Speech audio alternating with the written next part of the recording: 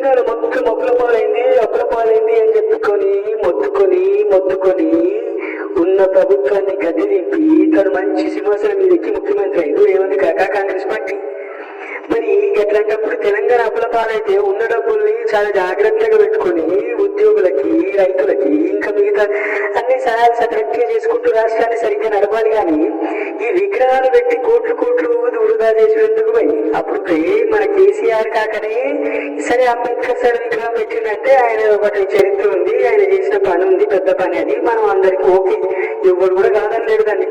కానీ ఇప్పుడు ఈయన రేవంత్ కాక ఈ రాజీవ్ గాంధీ విగ్రహం మనకెందుకు పోయి మనకేమైనా చేసిందా, తెలంగాణకి ఏమైనా బీపిందా?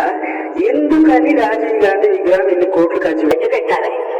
ఎవరైనా అడిగేటోడు లేదులే, మీరే ఆలోచించుకోండి. ఇంకా రేవంత్ కాక మాత్రం కళ తట్టి ఎందుకు తెలుసా, ఎవడు ఏమనుకున్నా కానీ తన స్టైల్లో తన పోతూనే ఉన్నాడు. కాకు కాక నువ్వు కేక.